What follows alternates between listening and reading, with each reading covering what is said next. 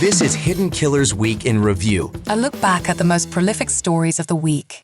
Welcome to the podcast. If you'd like to listen to an ad-free version of this episode and all of our episodes, then search True Crime Today Premium Plus on Apple Podcasts and press subscribe. That's our premium channel where all of our ad-free and advanced episodes live, all in one place. True Crime Today Premium Plus. Search it on Apple Podcasts and press subscribe. Even try it for 3 days free. Their last breath was taken, but the mystery remains. This is Hidden Killers with Tony Brueski, featuring psychotherapist and author Siobhan Scott. Richard Allen, the man accused of being the Delphi murderer, his day in court is coming up very, very soon. And some of those final arguments in pretrial hearings being heard or just basically denied, which is kind of par for the course with Judge Gull. One of those motions that has been put out there is he wants, or the defense of Richard Allen wants to take the jury to the scene of the crime, take him to the railroad track, take him down the hill, show him where this all took place, much like the field trip that we saw in the Murdaugh case, where they took them out to the kennels. Not super common that this happens, but in more high-profile cases, we do see it. Siobhan Scott, psychotherapist and author, joining me to discuss this. As of our recording, we have not heard back from Judge Gull if she's approving this. I'm going to guess a no if we're going for a pattern of behavior.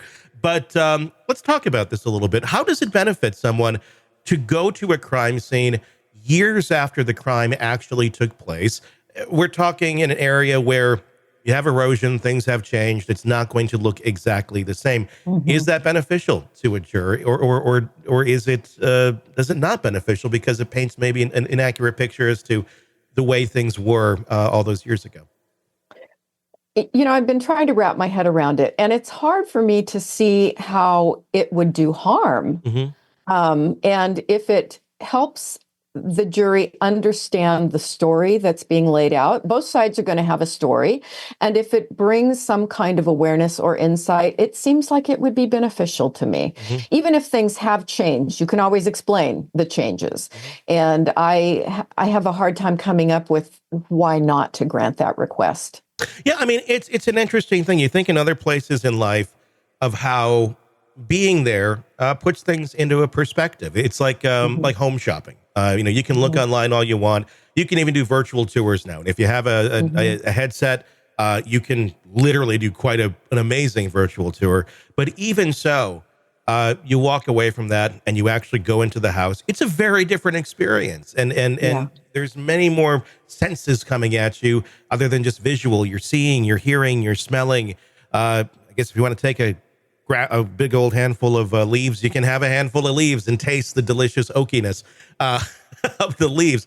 But you're there, and it really it puts you there because you are there more than just hearing a narrative story. Now that, of course, can combine with our own imaginations and our own preconceived notions and such as well to, I guess, either help us understand the story better, but I could also see it maybe exacerbating or exaggerating a story depending on how the individual is receiving it.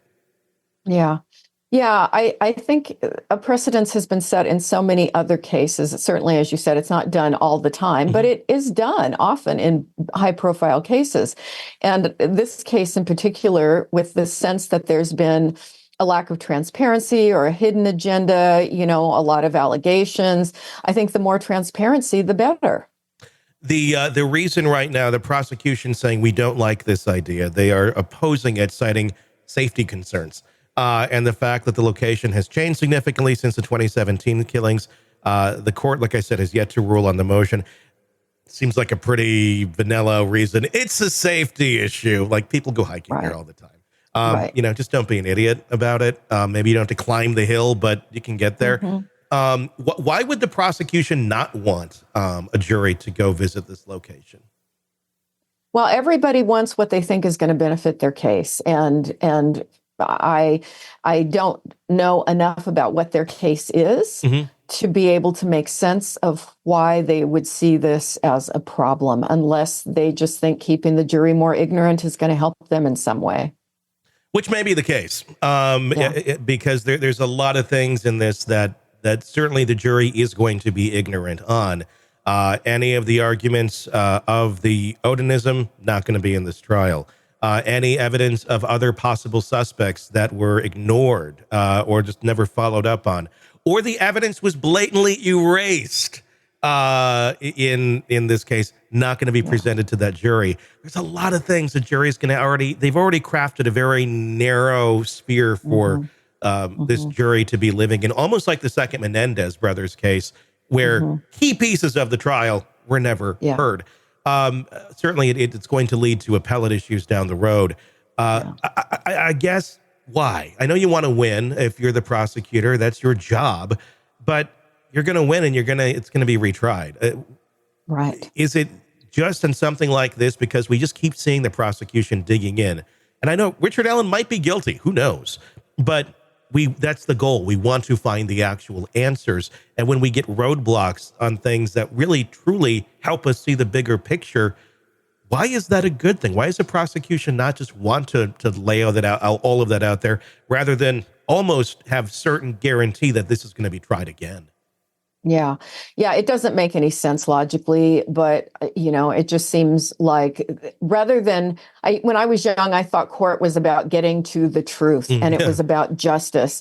And what we see over time as we grow up watching trials, it's about winning, and prosecutors want to win, defense attorneys want to win. And I think sometimes the truth, it gets very hard to feel like we really ever got to it. And I'm always in favor. I lean more towards let in every bit of relevant information because we want to feel like we did the right thing and that the jury did the right thing because they had all the relevant info. Yeah, and without a doubt. But yeah, you're right. That notion of, it's about the truth. It's about who can tell a better story and convince the jury at the end of the day. You got a good storyteller? Great. You could have the same trial and have a really bad storyteller and you're going to lose. Completely. And that seems to be what we're dealing with here. Welcome to the podcast. If you'd like to listen to an ad-free version of this episode and all of our episodes, then search True Crime Today Premium Plus on Apple Podcasts and press subscribe. That's our premium channel where all of our ad-free and advanced episodes live, all in one place. True Crime Today Premium Plus. Search it on Apple Podcasts and press subscribe. Even try it for 3 days free. You're neck deep in a dark, twisted tale, and just as the tension peaks, bam, a commercial about some miracle diet pill breaks the spell. It's like finding a fly in your soup after the first bite. But here's the fix. True Crime Today Premium Plus on Apple Podcasts. You get to enjoy your crime stories without the junk. Ad-free episodes, extended interviews that go beyond the surface, and early access to all the gruesome details. It's like swapping out a can of cheap beer for a glass of fine whiskey. So search for True Crime Today Premium Plus on Apple Podcasts. Subscribe and keep the darkness flowing uninterrupted.